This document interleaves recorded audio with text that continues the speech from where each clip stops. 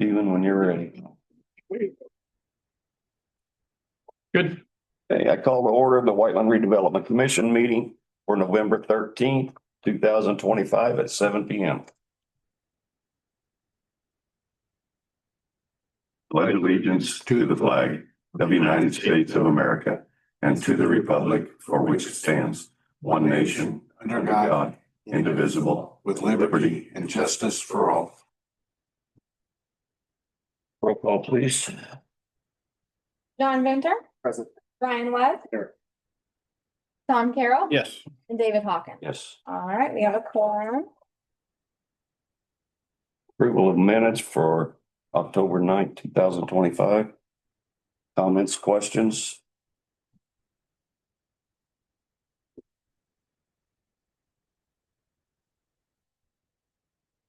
Hearing none, I'll take a motion to accept. Motion to accept minutes is written. Have a motion. Do I have a second? I'll second. Have a motion and a second. Can I have a vote by roll call, please? John Venter, Yes. Brian Webb, Yes. Carroll. Yes. And David Hawkins. Yes. All right, pass 4-0. Financial report. Voucher packet, maybe? Oh, It's okay. I'm sorry, voucher packet. That's you. All right, so, there wasn't really anything. You guys should have your voucher packet. Do you want me to go ahead and go through the financials, or you guys have any questions about the voucher packet that I could possibly answer? I don't. Okay.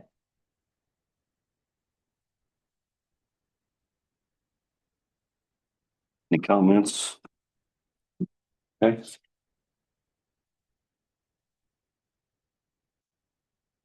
And the financial report.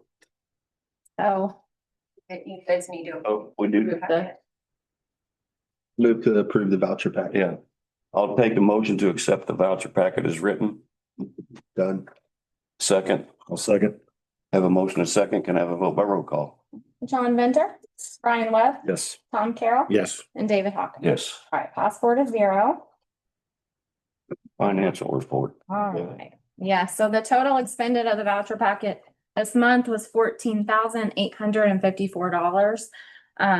Our current fund balance as of now is $1,734,058.68.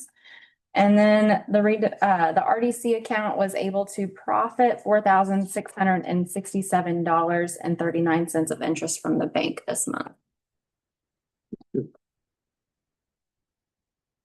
Questions, comments? Okay, old business, having none. New business.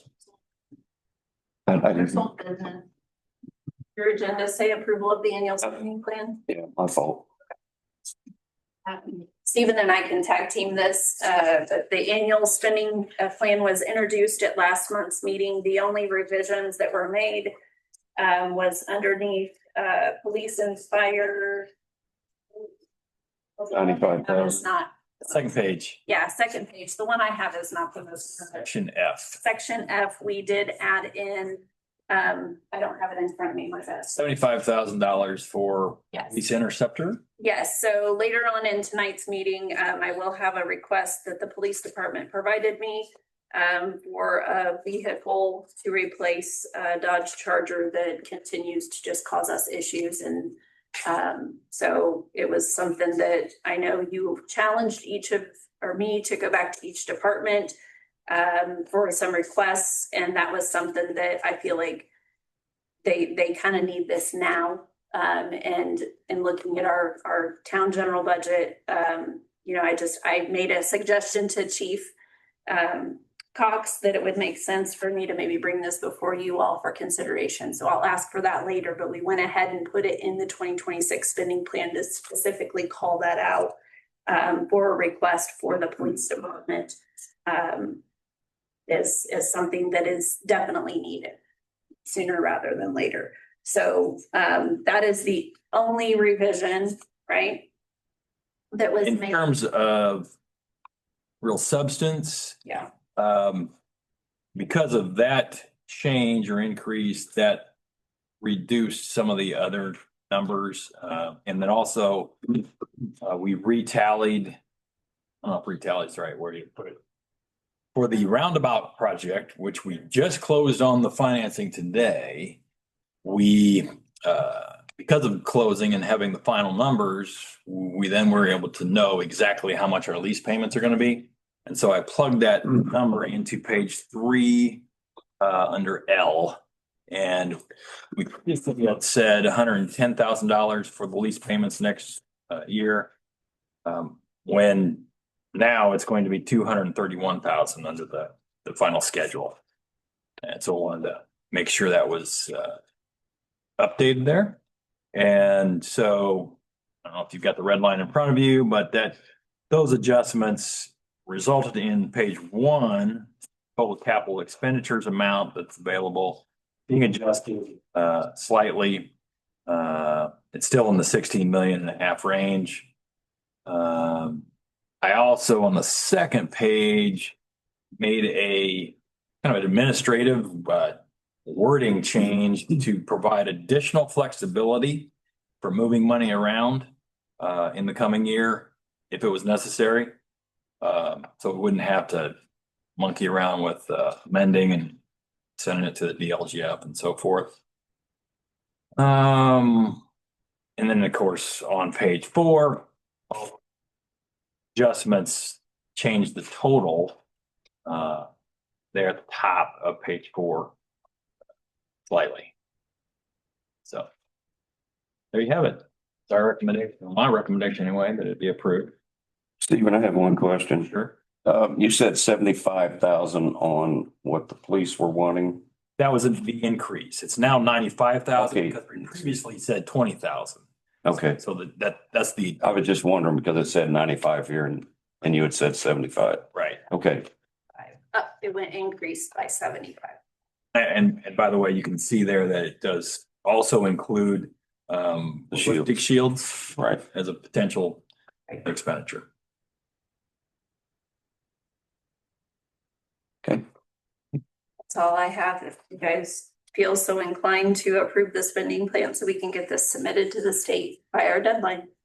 There's the deadline. November 30th. What did you say? I said November November. I 30th. thought you said February. I was like, wait, what? I think technically it may be December 1, Yeah, but depending on whether it says by or before, I always like to err on the side of getting in early.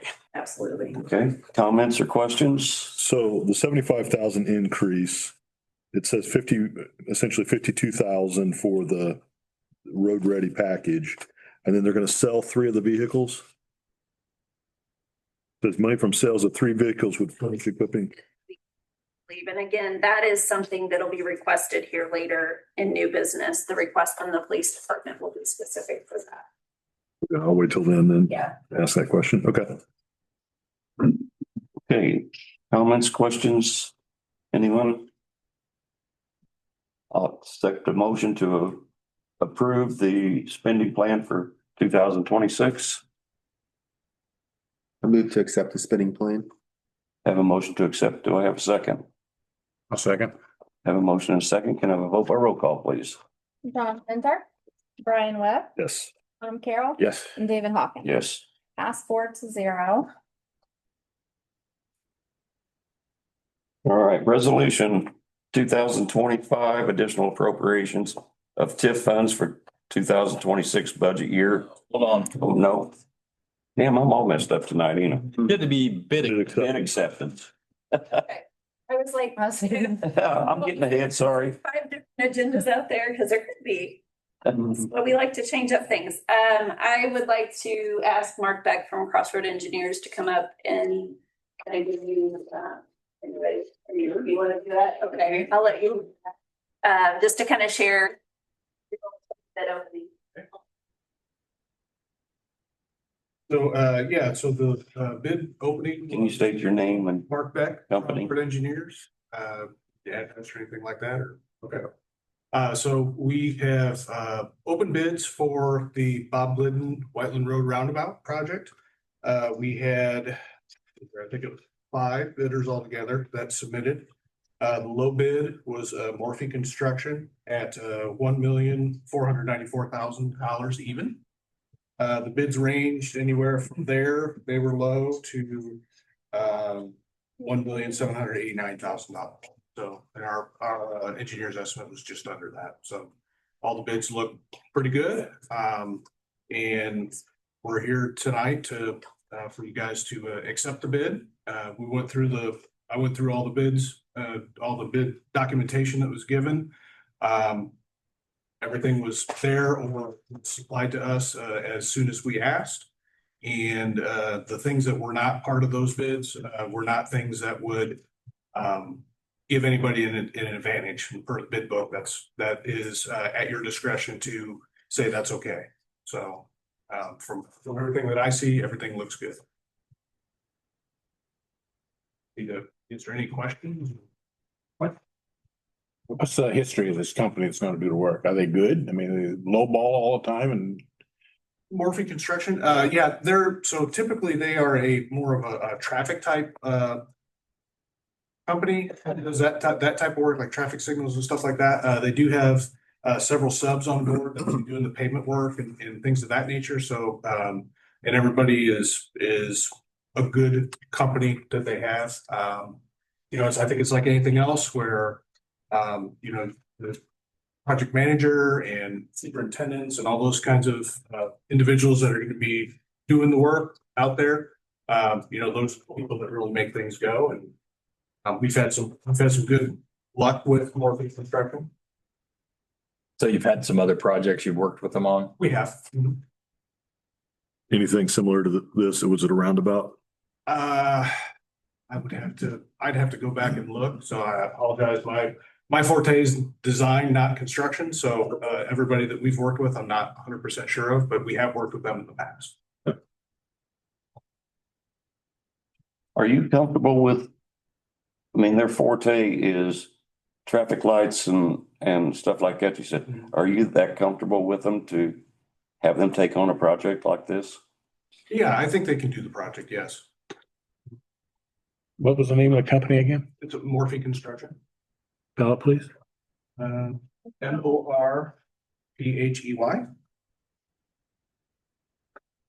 I didn't happen to see what the bid spreads were. How are the other bids in comparison? I can list those here if you like. So Morphe was low bid at $1,494,000. The next low bid was EMB Paving at $1,667,000, $78.10. The next lowest was Milestone at $1,685,000. Then HIS Construction at $1,731,478. And then Calumet was the highest of the five bidders at $1,789,000. Thank you. So pretty decent, pretty close spread, relatively speaking. And the low bid wasn't, trying to think the right word to say it, unreasonably below the others. No, it was, I think if you do the math, it's around $140,000 between them and the next bid. So that's well within a reasonable range. I mean, now if they were half that, I think we would certainly be questioning. I think you also have to keep in mind that the reason why we did it is to get early on folks' calendars, on these contractors' calendars. And so they're looking to go ahead and fill their 2026 schedule. So we may be getting ahead of the ball. That was the whole goal, is to get ahead of the ball to hopefully get, you know, a project for a more a cheaper price. Yeah. Yeah, the bids did come in favorable. Like I said, our engineer's estimate was closer to the highest bid than the lowest bid. Things this past year have been starting to come down in price, which is good for everybody. Some of the larger projects that have been going on are starting to slow down, and contractors are hungry, which is kind of what we've been seeing in these bids here. And you know, but with like Carmen mentioned, we wanted to get the bids in early because this is the time of year where the contractors are really hungry, trying to fill their plates for next year. When do we anticipate starting? First. Yeah. When? April 1st. April 1st. First is the earliest. Yeah, it's the earliest start date. And they're able to meet that deadline, that start time? Yes, I mean, we have not had, so obviously with them not being under contract yet, we haven't set schedules and those kinds of things, but yes, they would be contractually obligated to do so. The goal would be for that to be open then by July 4th weekend. Weather pending, weather permitting. The company or the contract, is there a construction bond for repairs in 5 years, I assume? Yeah, they'll have to fill out a construction bond and so forth, and it was provided in the proof of bond was provided in documentation. Yeah, as I recall, there's probably a bid bond, Yes, but there's also two other bonds that are required. One is a performance bond. And it's 100% of the bid. I believe that's probably the case. So that covers if for some reason they fail to perform like they're supposed to. And once they're done and we've accepted the work, they have to provide as part of that completion process a maintenance bond. And I believe that's a 2-year bond. 2 or 3 years, yeah. 2 or 3. It'd be 2 or 3, which one? Well, give me a second. It can be either or, can it? No, it's gonna be one or the other, but Yes, I'm sorry, I don't have the book right in front of me, so I don't know the answer to that question. I'm sorry to be skeptical, but we got burnt once on a road project. And does this include any kind of change orders or, Well, I mean, have they put enough into it that we're not going to be dishing out another $1 million on top of what they're already asking? that should not happen. I cannot promise that there will be no change orders. Things happen, they discover things in the field that maybe weren't able to account for in the plans. Project limits may change a little bit, things like that. Everything that we're going to be able to control, we'll do so. We're also doing the inspection for the project, so we'll be keeping an eye on the contractor for the town. The one thing that I want to point out where this is different than the paving project that went wrong is this is being done and conducted by an engineer. That project was not. Right. You guys will be there then. Yes. Yeah, full-time inspection will be on site. Thanks for that, Carmen. Okay. well, I'm still looking, want to make sure about this. Have they done the utility surveys as well? I mean, all that's The done. utilities have all relocated or are in, I think Duke may be wrapping up. But yeah, we've already communicated with all the utilities that are on site and had the ones that were in the way, they have already relocated. Excellent. How are they going to route traffic that's being constructed? Is there going to be at least one lane each way open? No, it's gonna be closed. Good. The detour route, well, I'm sorry, that's not accurate. Can I grab the plans? I can Sure. kind of walk through that, guys. So we're keeping basically the westbound to southbound open so that traffic can get in and out of Amazon and the other companies are down that way.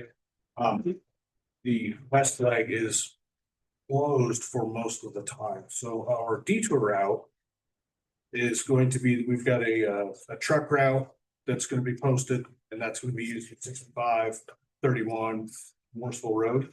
And then our local route that'll be posted for just, local cars and so forth. That'll be Graham Road and Tracy and then Hurricane. How's the fire department going to get the interstate?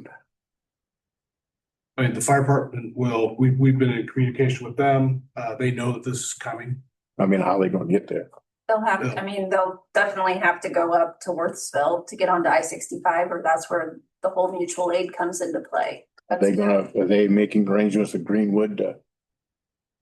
They respond. Whenever, I'm sure they'll have to put that on the run strings when they have a call that is in an area that's going to be more difficult to get to, that they would add that to the run strings. They've got Needham out there, and then they've got Greenwood and Franklin, to handle the interstate or assist them. So, and that's where those responsibilities fall on us as far as the construction management with the engineers and us to, disseminate the information. We always have a pre-con with a big project like this, just to ensure that the maintenance of traffic, everybody understands what that traffic looks like. We get input from public safety and the other folks, because, you know, it's not just gonna impact public safety, it's gonna impact those businesses that are there.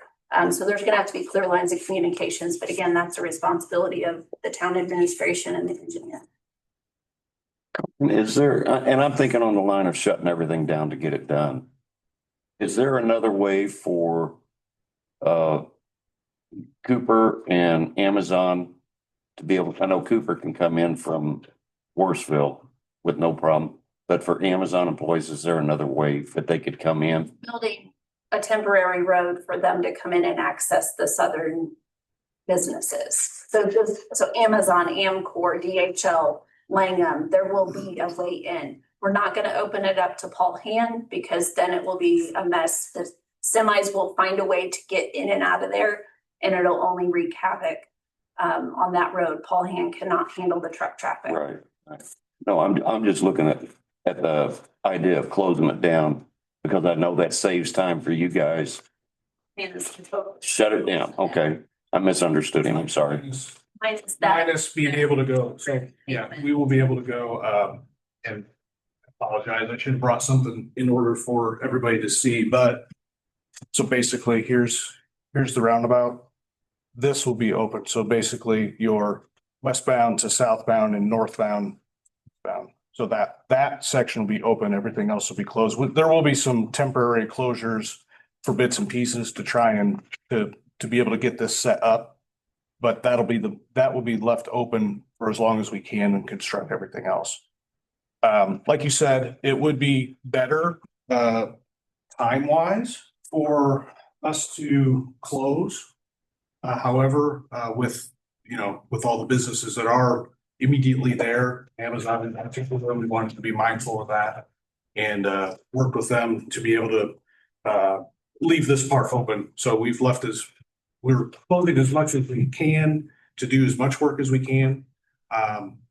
It would be, we never really talked fully about closing the whole thing, but that would be a surprise to at least Amazon for sure. Yeah, that's where we're in the process of securing a right of entry from Amazon to build a temporary access road for all of those businesses to, because Amazon is just a portion of that business. Is that temporary road different than what you just described? No, it's actually, it's widening in that corner. It's just widening the It's just corner. widening in Okay, that corner so that we can get trucks around. gotcha. Yeah, it's not it's not like a brand new road somewhere that we're talking about later. Yeah.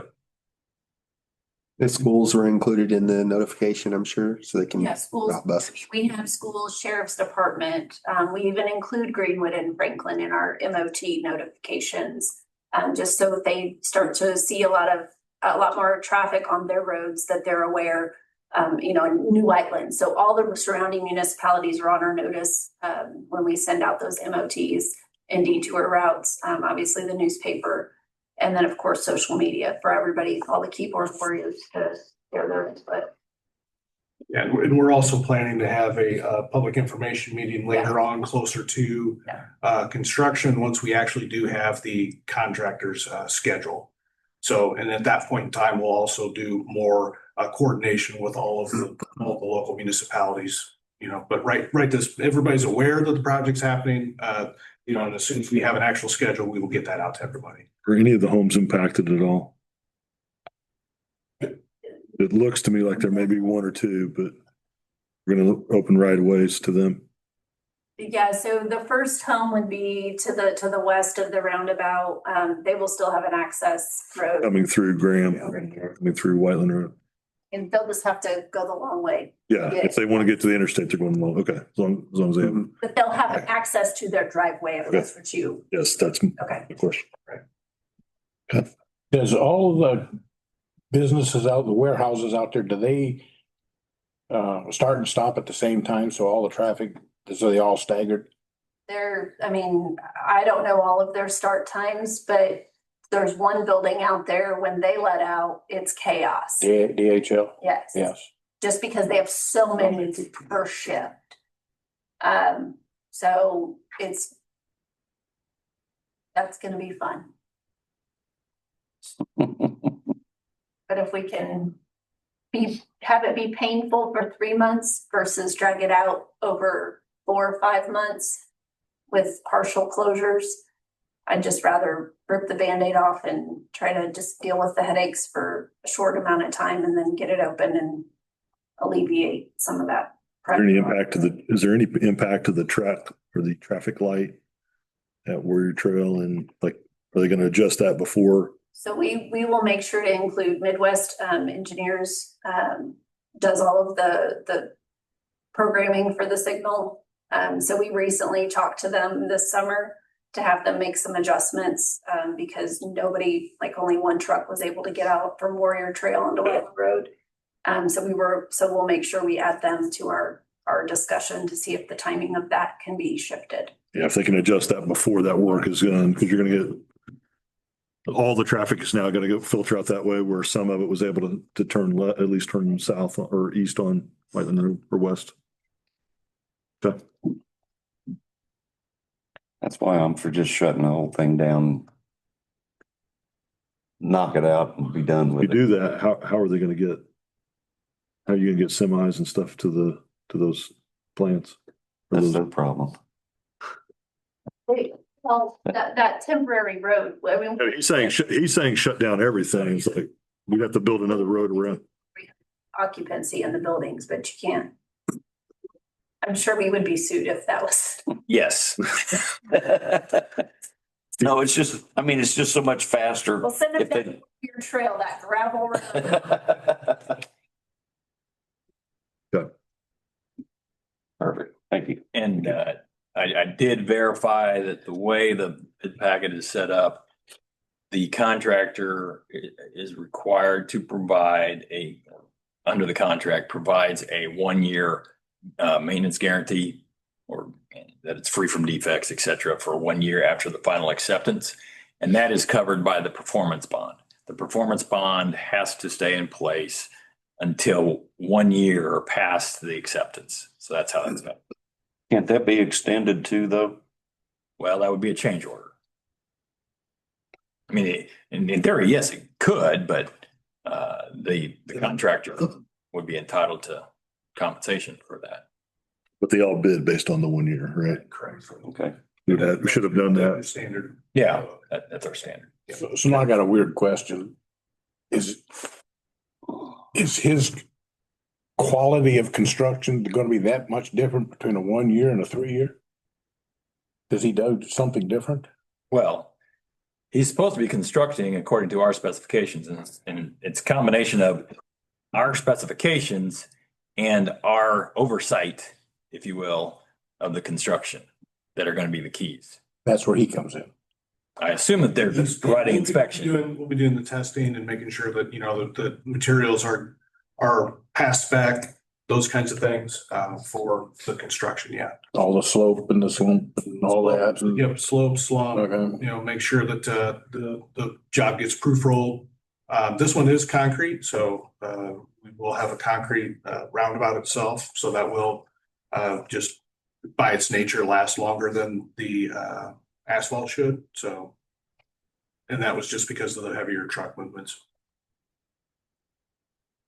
Any other questions, comments? One other comment, and this is a financing related comment and request. Under our financing structure, the redevelopment commission is responsible and is supposed to approve the plans and specifications for the roundabout. That was not done, as far as I know, on the record.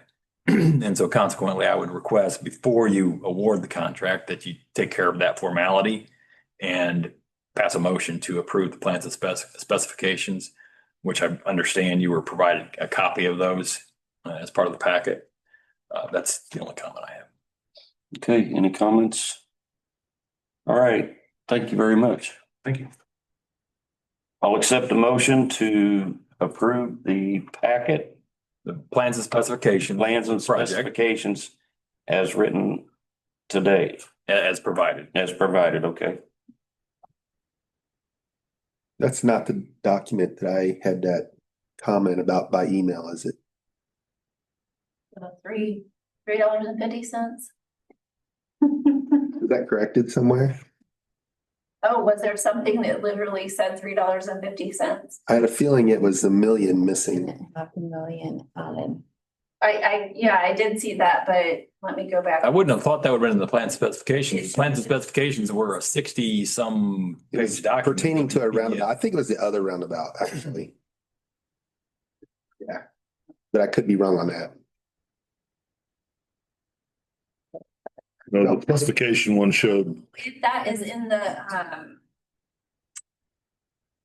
is in our economic development plan. There's just the word million missing. I'll find it real quick. Okay. But we're not adopting or changing. Okay, cool. Well, I move to accept the document. Okay, I have a motion to accept. Do I have a second? I'll go ahead and second. I have a motion and a second. Can I have a vote by roll call, please? Don Venter, Ryan Webb, yes. Tom Carroll, Yes. and David Hopkins. Yes. Pass 4-0. All right, I'll take a motion to accept the bid acceptance for. I wrote it down, I don't know. And I think Morphe to do the Bob Glidden and Whiteland Road roundabout. so that'd be award the contract to that entity. Morphe, Yeah. I move that we award the contract to. okay, I have a motion to accept. Do I have a second? Second. No, second. I have a motion and a second. Can I have a vote by roll call, please? Venter, Yes. Ryan Webb, Yes. Tom Carroll, Yes. and David Hawkins. Yes. Pass 4-0.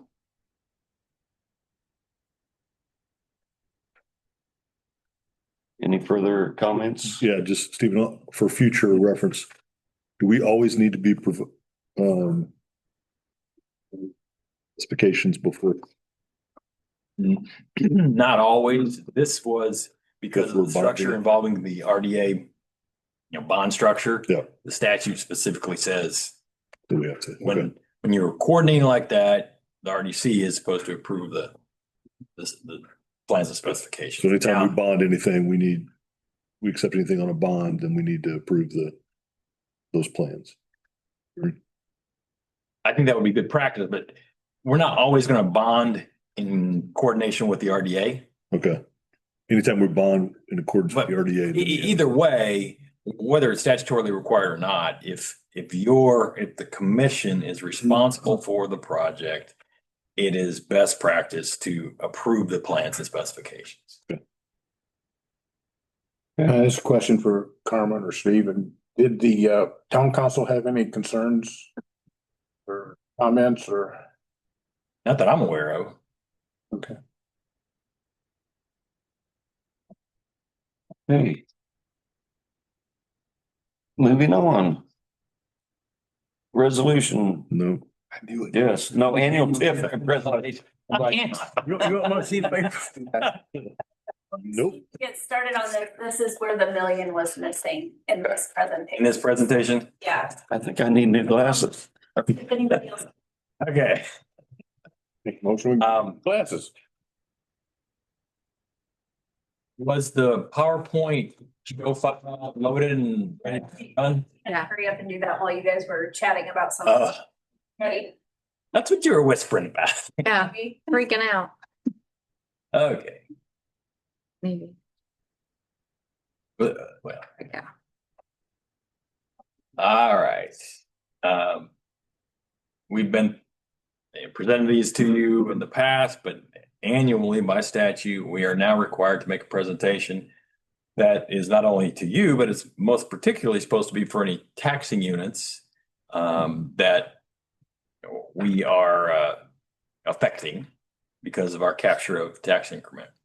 And so this goes through the statutory requirements. We're supposed to present the commission's budget, our long-term plan, and the impact on the taxing units. And that's the statute that it's under. Next slide. And this summarizes what this presentation is going to do. And we'll move on. Do you want to see the video again? Yeah, this is like a 2-minute video, assuming that it will hyperlink. Yeah. And make sure you have the volume. Yeah. Maybe you can pick up the full screen. Would not otherwise occur.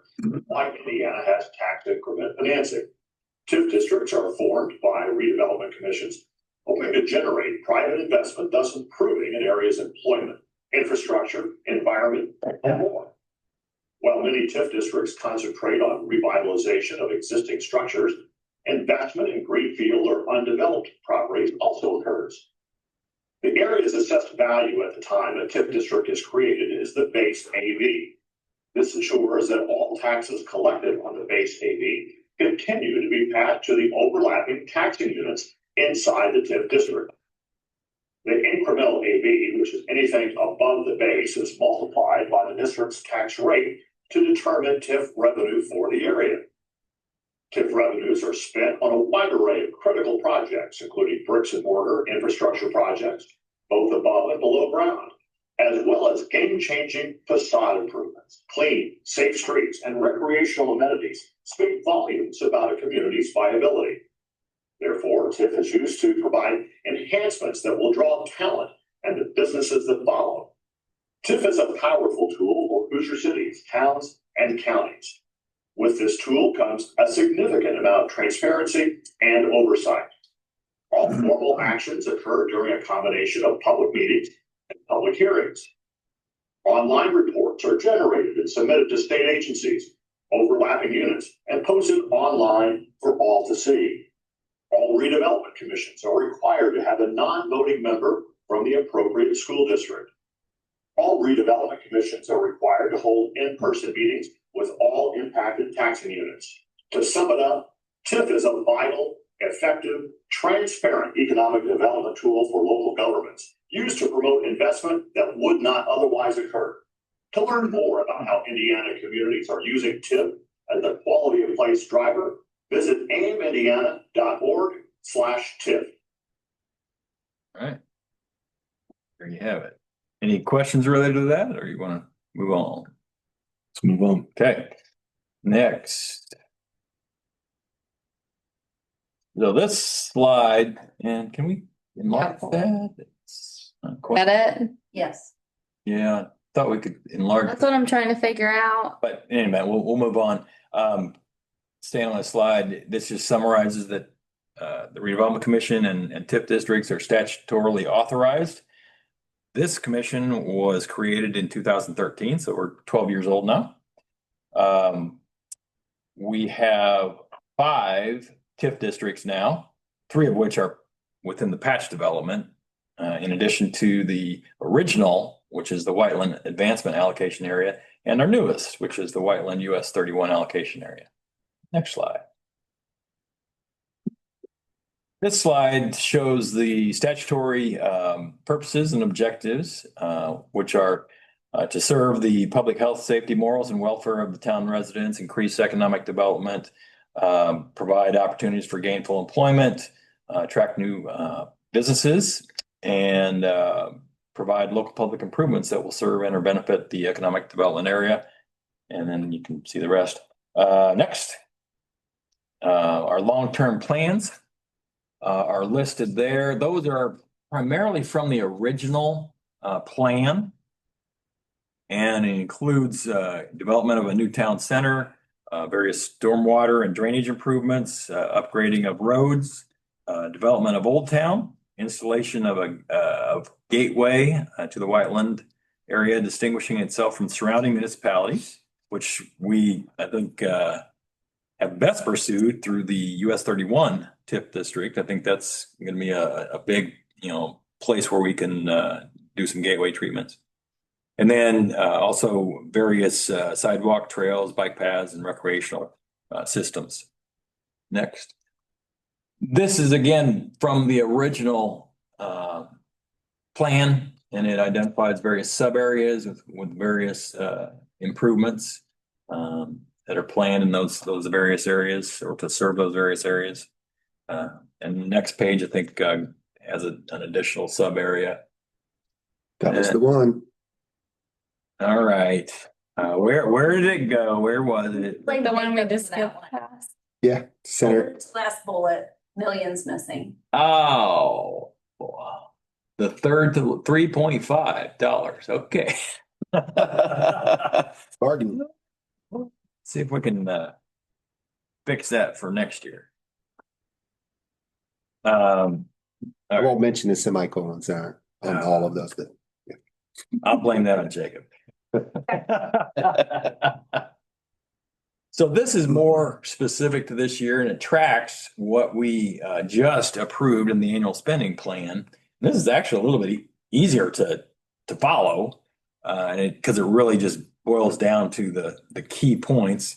First is our debt payments, which combined is almost $1 million, but a little less. It's in the $972,000 range. Those are the two patch bonds, or actually total, technically four.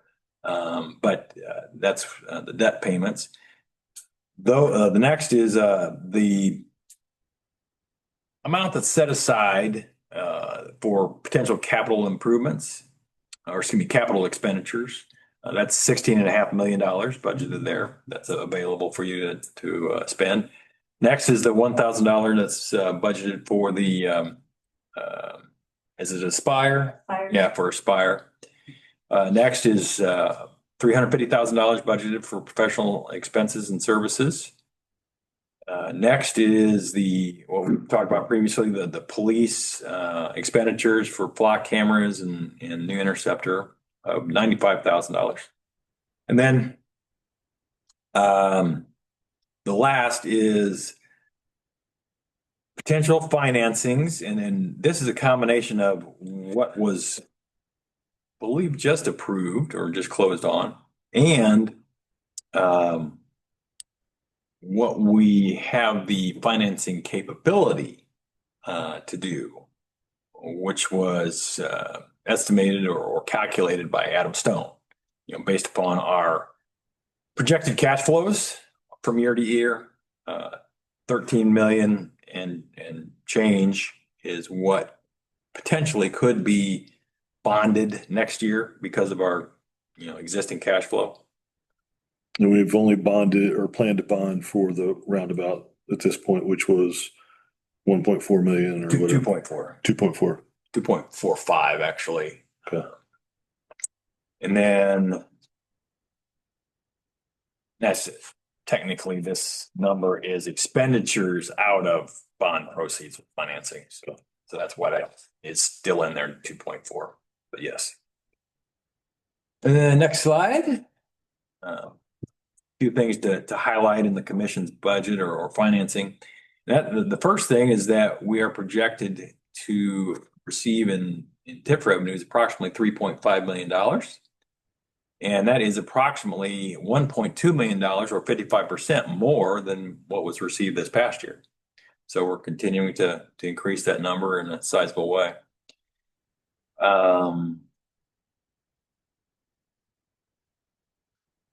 That last bullet is that $973,000 is the amount of TIF funds from the patch area that are budgeted to pay debt service. And next slide, you highlights there as well. This is on the effects of the TIF districts on our underlying taxing units. Pay 2026, we're projected to capture $139 million in new assessed value that has been generated since the inception of the TIF district in 2013. That's how much it has grown. The original 60 million is still there and going to that's a growth of 60 million more than last year. The underlying taxing units will continue to receive the base assessed value of 31.6 million. And I got ahead of myself. The third bullet is basically saying that we've had an increase over the life of the TIF district of $263 million in captured assessed value. Let's see, I want to make sure I said that right.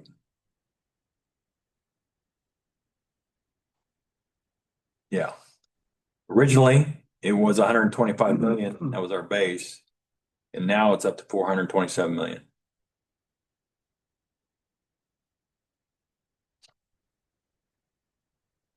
Make sure I'm reading that right. Oh, no, this is not specific to capture. It is the entire net assessed value of the town. So not only has the TIF district assessed value increased, the entire town's assessed value has increased substantially. And so that's a positive thing. And arguably, the TIF district had a hand in helping cause that happen. And so we can take some credit for that.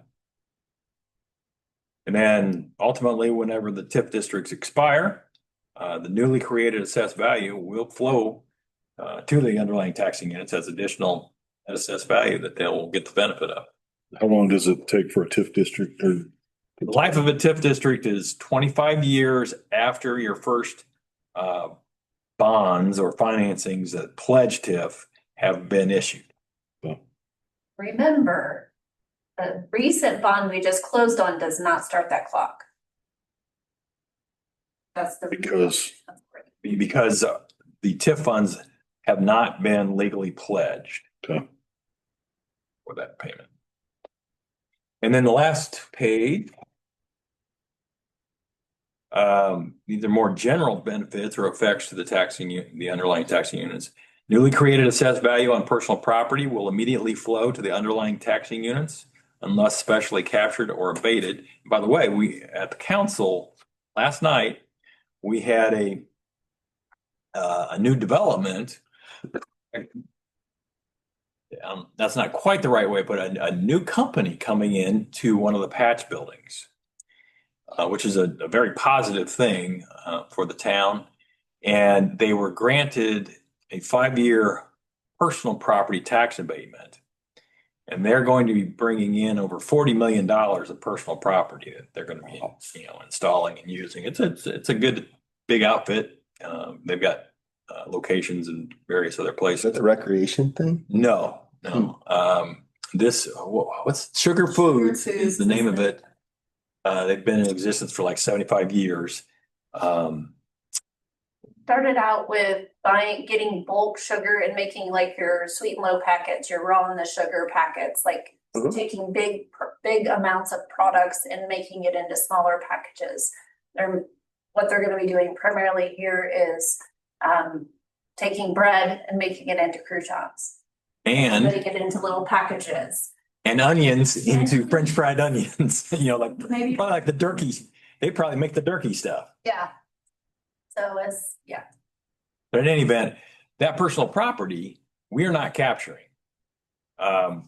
In order, for whatever it's worth, in order to capture personal property assessed value, it has to be needed and used to help pay debt service or financings. And in this case, it wasn't needed. We can't make that finding that we would need to do that. So that's one of the reasons why that was not presented to you as a possibility. But as the abatement rolls off, all the taxing units, underlying taxing units, will get the benefit of that extra $40 million or whatever that assessed value ends up being in new assessed value. And we won't be capturing that, but we helped generate that. So that's one of the effects. Job creation brings new residents into the town and surrounding areas. And by the way, this project is a good example of job creation. Do you remember off the top of your head by chance how many jobs? 105 jobs. Yeah. What was the average? the average was high. Yeah, it was like 60,000 Yeah. benefits. And there is a breakdown that kind of breaks it down with management. So it's manufacturing and distribution and includes like their own truck drivers too. So there's a whole gamut of the 105 within the first 5 years is their goal. Yeah. Next, the Newtown residents who work and live in Johnson County increase the amount of local income tax collected and distributed. New residents buy homes, pay property taxes, raise families, and send their children to schools and get involved in their children's schools. And new residents patronize local businesses, which drives up demand that attracts new types of businesses to be created to serve those residents. That's the presentation. If you have any questions, we'll try to answer.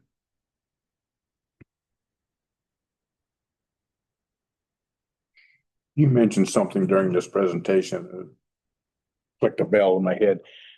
For the bond that we just, for the roundabout, we got a $2.4 million bond. What are we paying a year for that bond? Do you have that handy? I know I have it.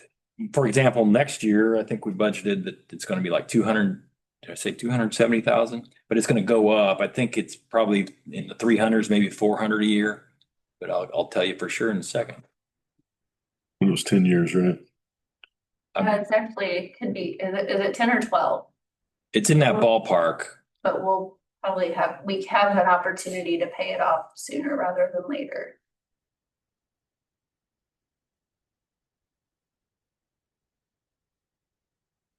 Yeah.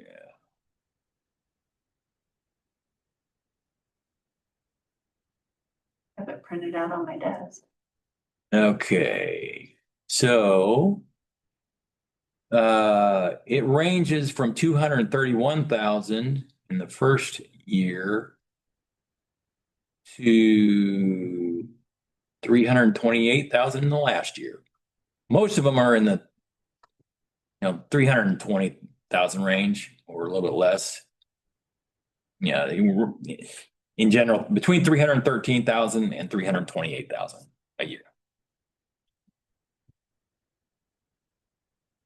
And the last payment that's scheduled is February of 2036. So it would be not just a hair over 10 years. 10 years.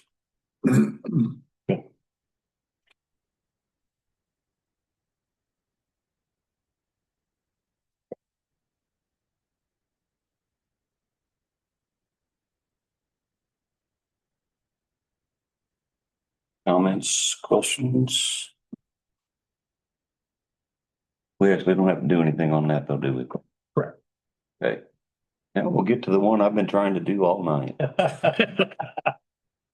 What, adjourn? All right. Resolution 2025-07, additional appropriation of TIF funds for 2026 budget year, public hearing.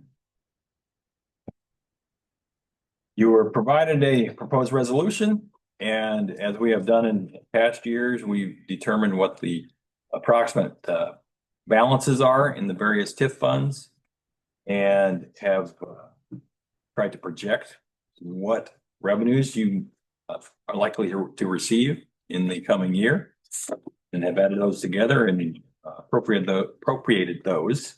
And then also took into account the debt service and made sure that those were appropriated as well. And that's reflected in the resolution that you have in front of you. And before you can take any action, of course, you need to open a public hearing officially and then close it, and then you can take action. Okay, we'll open the public hearing at 7:52. Any questions? Is there anyone online? Keep it over for a minute, or does it matter? You can just announce for the record that there's no one in attendance wishing to speak and go on. All right, with no one in attendance, I close the public hearing. Any comments or questions on resolution 2025-07?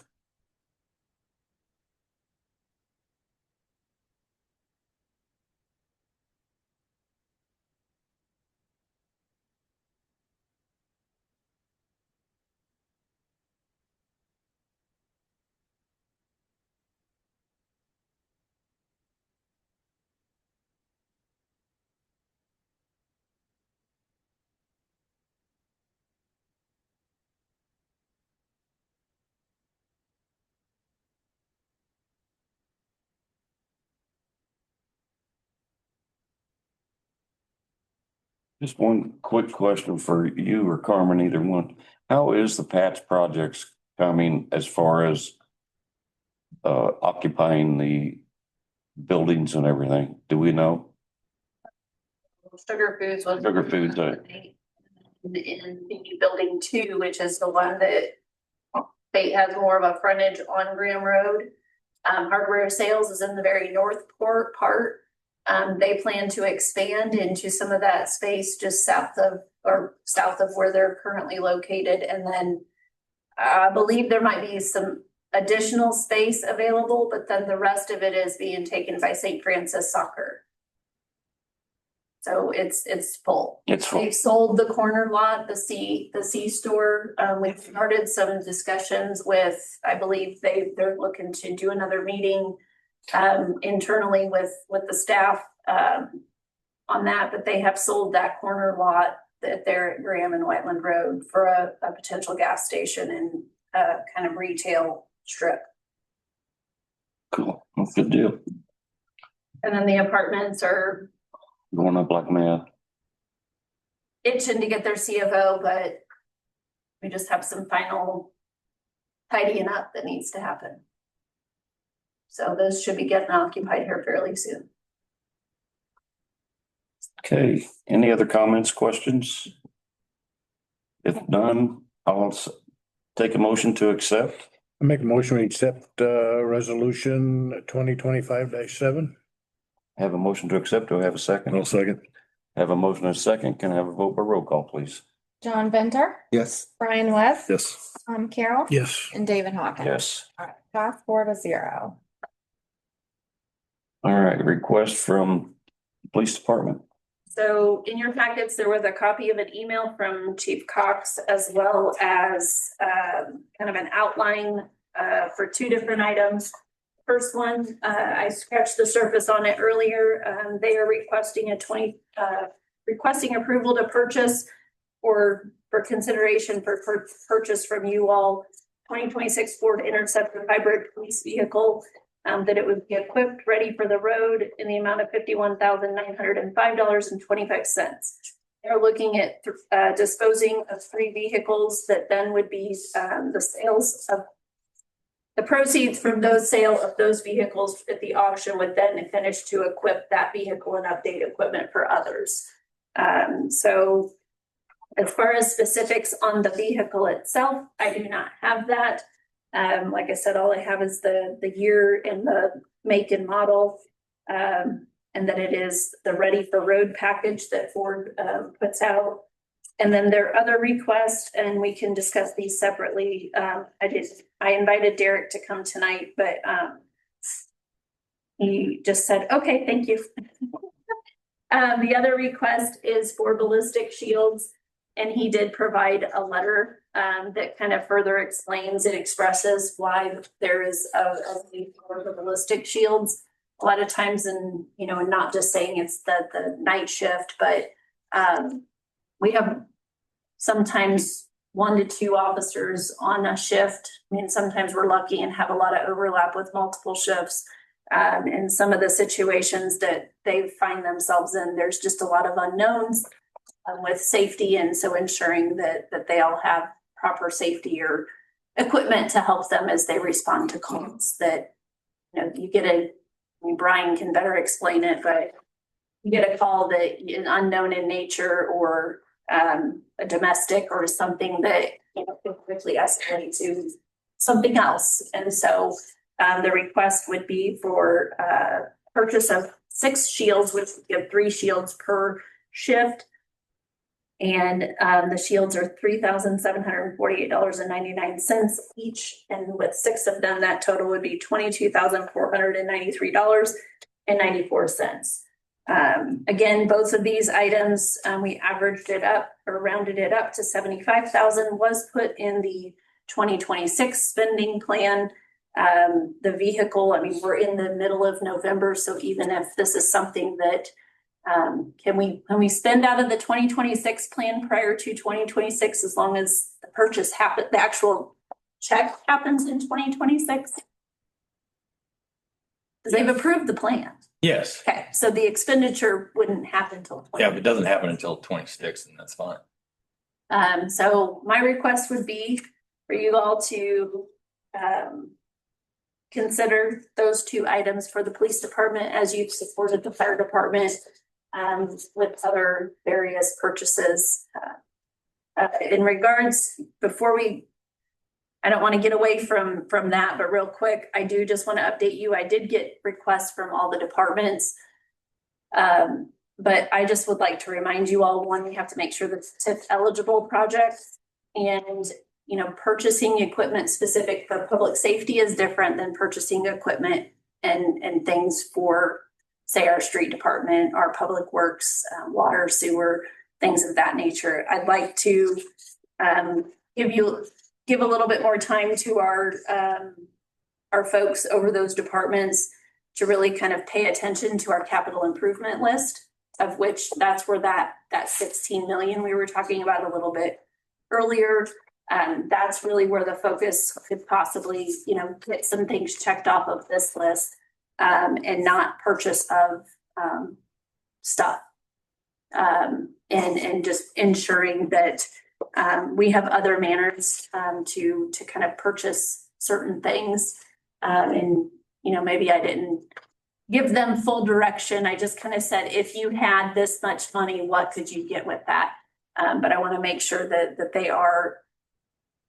we're using our TIF dollars appropriately. And I also want us or you all as the redevelopment commission to not lose sight of the larger projects that need to happen. And so I'd like to come back next month and kind of with a better plan on how to approach these other department requests and what makes sense. Some of them did not give me dollar amounts of how much these items would cost. And so I just need to kind of scrub through that list a little bit more, you know, and make sure that they have their fair chance to kind of come to you all. But I also don't want us to lose sight of the bigger projects that we need to get done. The sewer superintendent and I have been speaking of breaking out the larger sewer project and coming forth. It is in our project list. It's called the Chadlow Relief Project, where we would end up putting in a force main and removing our Chadlow lift station. We are still finishing up our big sewer project that is proposed to probably come before whomever could help us finance that in 2026, whether that be through user rates, our bonding through the sewer improvement fund coming to this body, because that is it'll be probably close to a $40 million project. So that's more than what you all can do to pay for it, all of it. But again, those other departments, I will come back to you with what you had requested. I just want more time to kind of scrub through it with them. I think the only thing is we've approved our plan for next year. So now it would be tough if it's outside of the plan, be able to approve anything. Well, within the way that Stephen worded some things, he put pay as you go and kind of crafted some verbiage. Okay. Gives you guys that flexibility. Yeah, it's essentially anything that falls within your plan, which was adopted as part of the creation of the TIF district and so forth, has been incorporated into your spending plan, and they're kind of working hand in hand. And so, yeah, as long as it falls within your economic development plan, you're good. Okay. And in that spending plan, we maximized, like, we basically said full pedal to the ground. We're going to try to spend as much as everything we can. It doesn't mean we have to, but it gives us that flexibility to do that if we would choose. Question on the vehicles, the 3 that are going to be sold, any other entity in the town that could utilize those or So that is requested? right. And so Derek did do his due diligence and did send that out to myself and to Chief Funkhauser, of which both of us responded and say we do not need those vehicles. Excellent. So that is part of our disposal checklist that the department heads have to do. So that has been completed. Excellent. So What do they classify as a hybrid police vehicle? you're asking the wrong. It's electric and gas. Electric and gas, electric? That's my question. Why And would, it shuts off. That was a Derek request. He's and that would be specific for him to give you the justification. We have those now with all the new 2025s and they're probably the most reliable vehicle that they've had over the which last, ones are the hybrid? Ford Explorers. Are they? Yeah. Every one of them? I don't know if every one of them, but You're not asking what a hybrid vehicle is, are you? Or yes? Pardon? Are you asking what a hybrid vehicle is or this specific? No, I didn't know if it was like, E85 gas. Yeah, no, it's- Type of thing, but that's what I wanted to know, if it was an electric vehicle. There, gotcha. Not out here, but in my driveway, yeah, we have had a hybrid for a long time. They're extremely economical. Yeah. Like original brakes with 130,000 miles and stuff because they regen the battery. It's crazy stuff. But it's a Toyota, so I don't know if that matters. Lights on it for you. You can scratch the heck out of the sides of it though.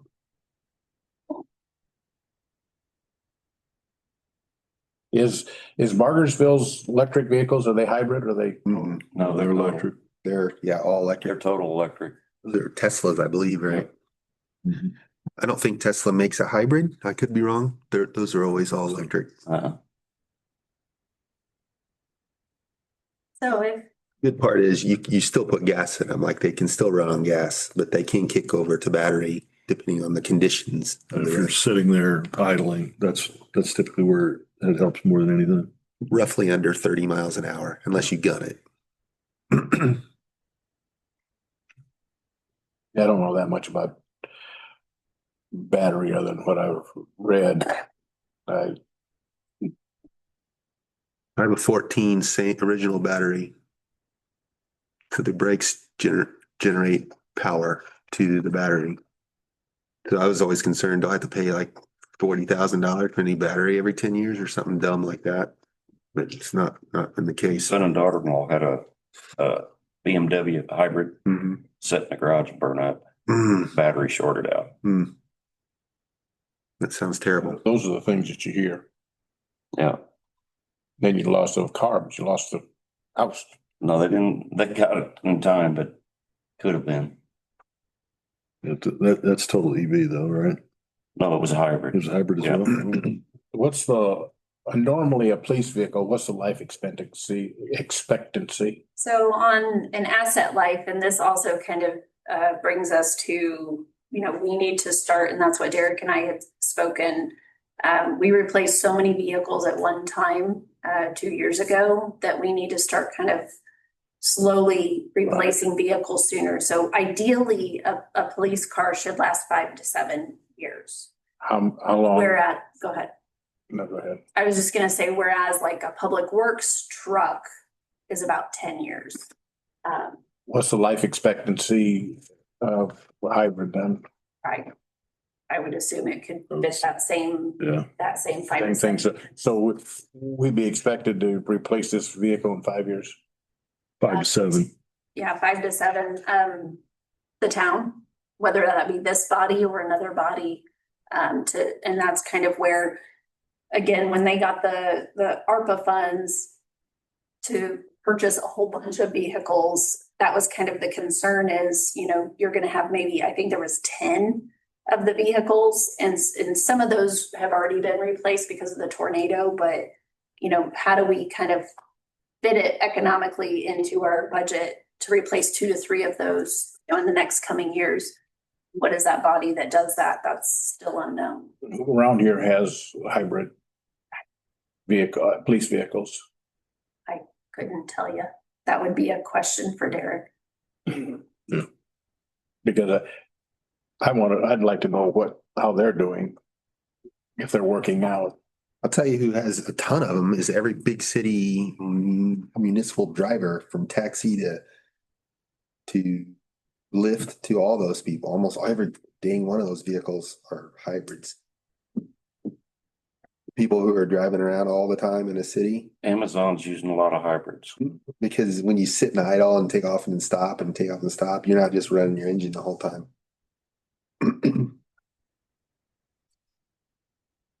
We have nobody around here that has a hybrid police vehicle. I cannot. We speak know. to that. Yeah, we do. You do? Yeah, We do. Yes. We do who? we do. Whiteland, town of Whiteland. We have a hybrid? Yes. He said the Ford Ford Explorers. Explorers. Yeah. Do they call them, is it the Interceptor? Is that I the, think the Interceptor is the package Yeah. that it goes on, it. And how they doing? They're knock on wood, they're the most reliable vehicle that we've had.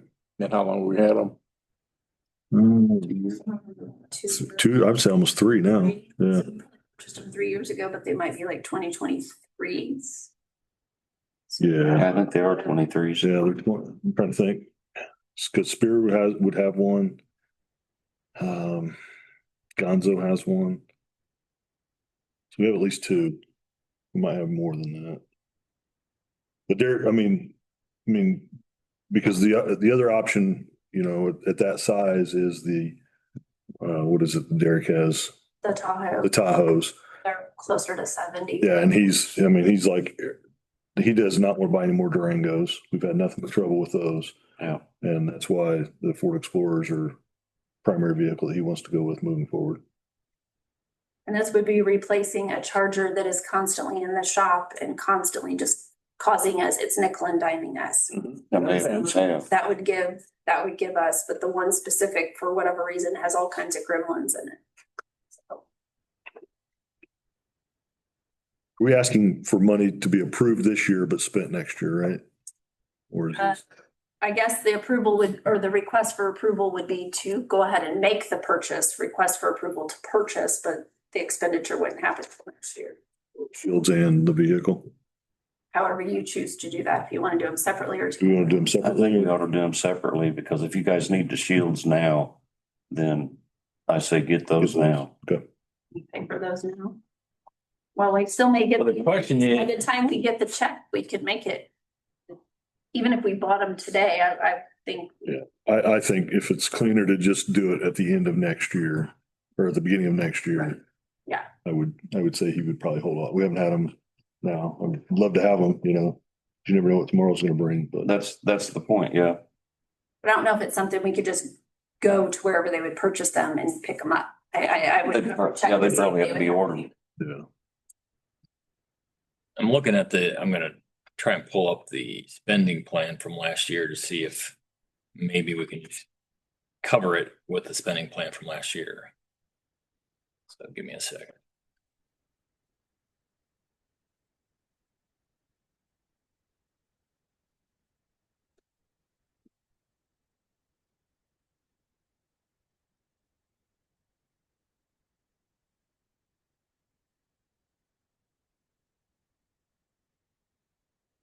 I mean, we're Uh, close to 45 days, so by the time, I can tell you right now, we probably wouldn't get an invoice for our next voucher packet, and so we'd be into 2026, so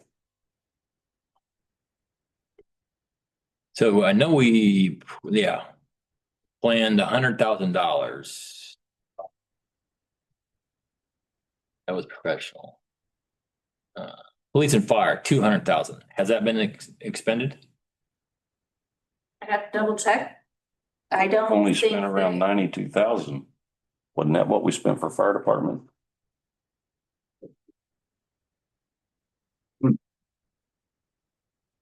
Still haven't paid for the generator. We're still working on through that thing. A generator, was it for specific to the fire or police? Fire. That was. How much was that? You mean?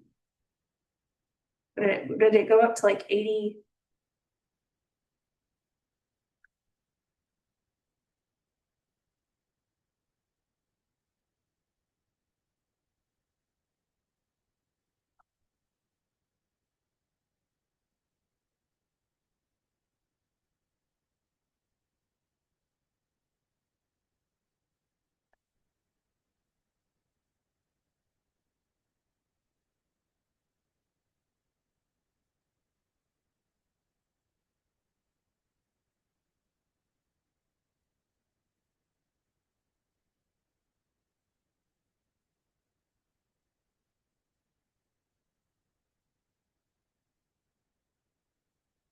The generator is expected to be $88,500.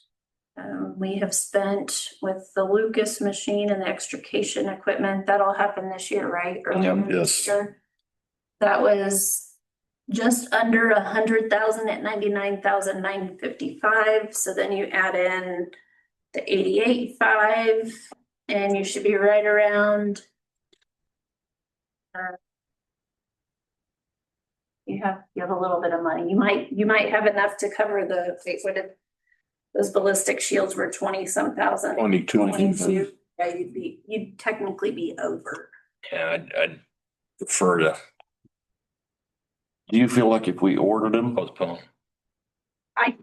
Ask, and I mean, I would say, I guess I would ask tonight that if you are open to purchasing them, that we go ahead and approve the purchase, but that we wouldn't be able to pay for them till 2026, Yeah, if that's appropriate. I think that's fine in this situation with the redevelopment commission.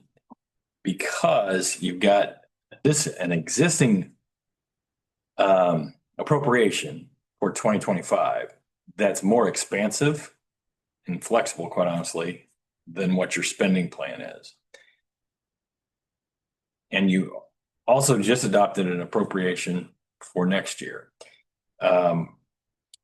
You're supposed to have an appropriation in place that covers any contract for an expenditure, well, even if it's going to be paid the following year. That's my understanding. I think in our situation, we can kind of bridge it and order it now, as long as we understand we're not going to spend it until the next year. So it's spent under the 2026 spending plan. A long explanation for, I think you can do order it today and I agree. Why don't I make pay it a, in are you 2020. accepting the motion? Yep. All right, I'll make a motion to approve the 22,493.94 or let's go 25,000 for the 6 shields with a payment to be paid during the 2026 year.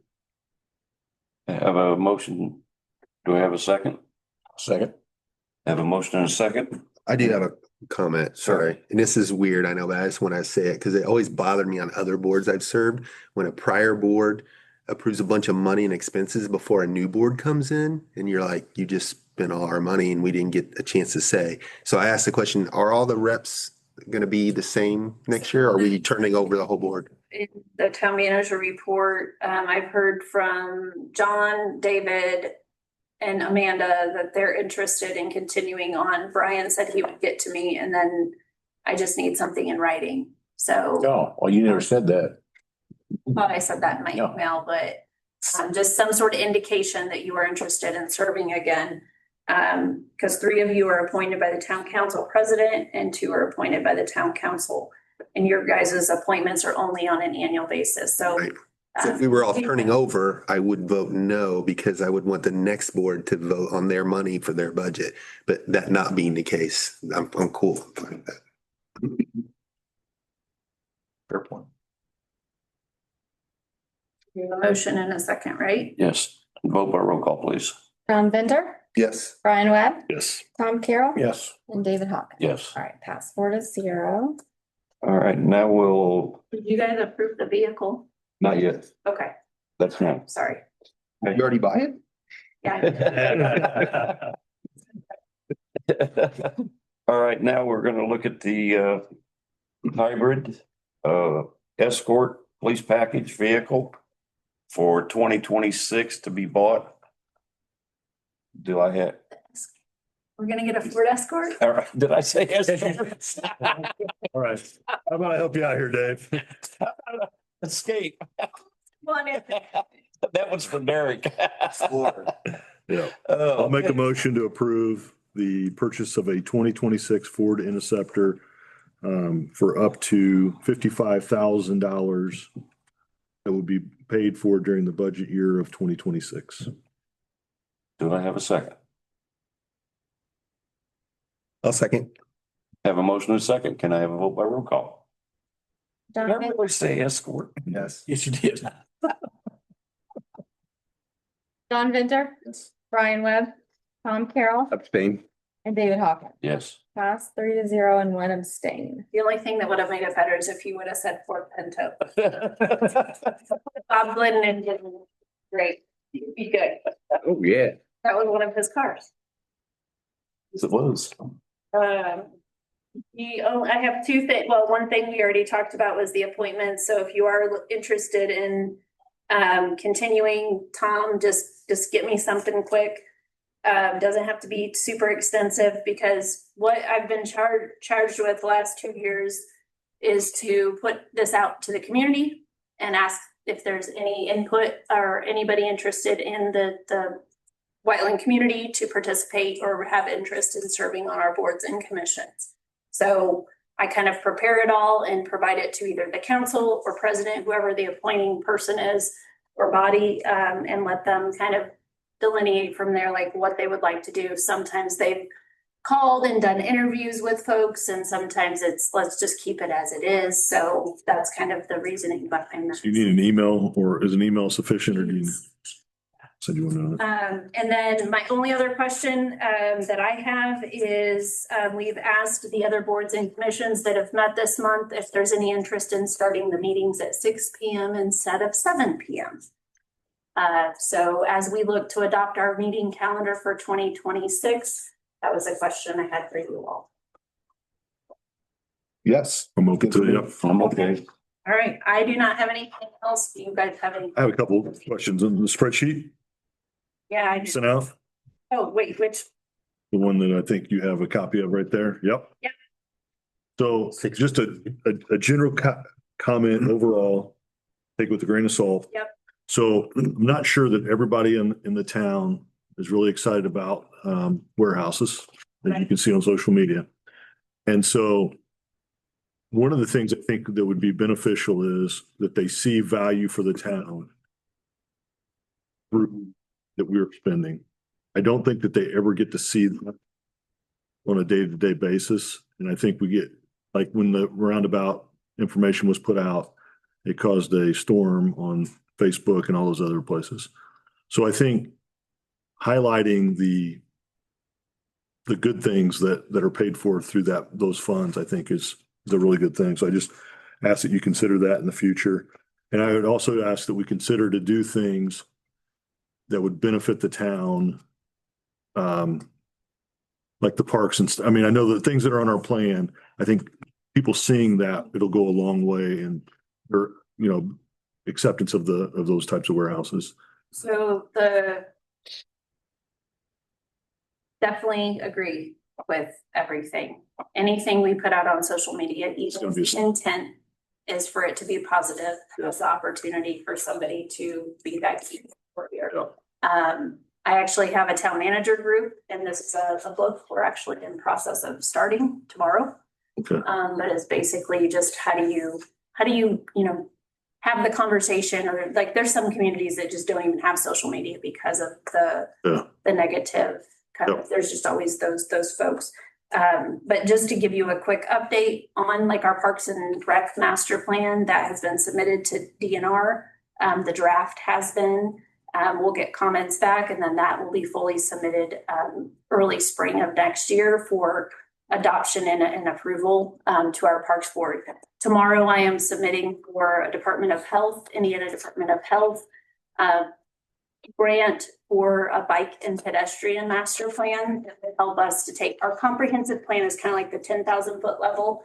Parks kind of drills down into parks and recreation, quality of life amenities, and then a bike and ped plan kind of drills down a little bit further into your accessibility and your connectivity and things of that nature. And so I know a lot of plans, sometimes they're done, sometimes they sit on shelves, but what those plans do provide us is opportunities for future grants to actually go after funding, whether that be Safe Routes to School or, if let's just say hypothetically CCMG ever wanted to, have some, well, they did have, it wasn't CCMG, but there were dollars from the state for trails and connectivity for a while there. And so having those plans in place and ready for when funding comes about. And so I totally agree with you. Once we get the plans, then we can go after funding to start providing those quality of life amenities in a better fashion. Excellent.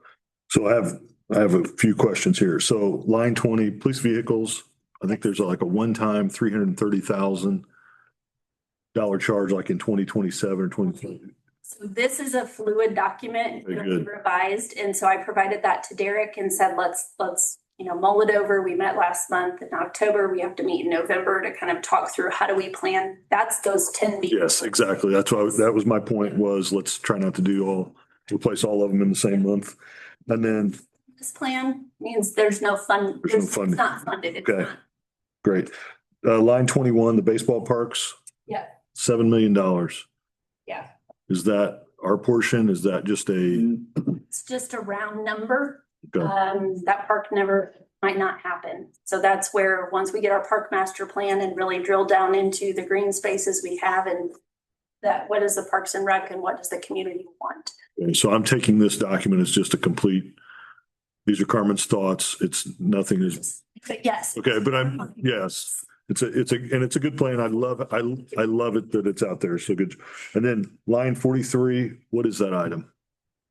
Okay, when you say line 43, what does it say? Sorry. Which I had it here, but it was like redevelopment of the ordinances and A UDO, yes, Unified Development or Development Ordinance. gonna replace your ordinance, town So ordinances. what it does, it takes our zoning, our zoning ordinance and takes our subdivision controls and combines those. So right now, those two ordinances don't use the same language. There's some contradiction between those two ordinances, and so it helps to kind of mold those together. As you'll start to see other communities are doing this. The county has just recently, they call it a UDO for short. So it just kind of combines a couple of those planning and development ordinances and make sure that the lingo kind of all matches and that they're not contradicting each other. So Okay, that's fine. I think it's just the subdivision controls and zoning first, right? Right. Okay, All right, thank you. yep, you're welcome. Any other questions? All right. Thanks, Carmen. Anything else? Comments, questions? One thing, just, I don't want you, David, or John to leave without signing a document related to the roundabout project. Reference the right of entry. I would like them to go ahead and sign the signature page so that we have that whenever we get the final agreement in place. Because presumably you're wanting to make sure you have everything ready to go when you issue that notice of burden, notice to proceed. And that's one thing that we can kind of check off and have in hand. And that's, I think, the only thing I had. Comments, questions? Anything else? We're adjourned.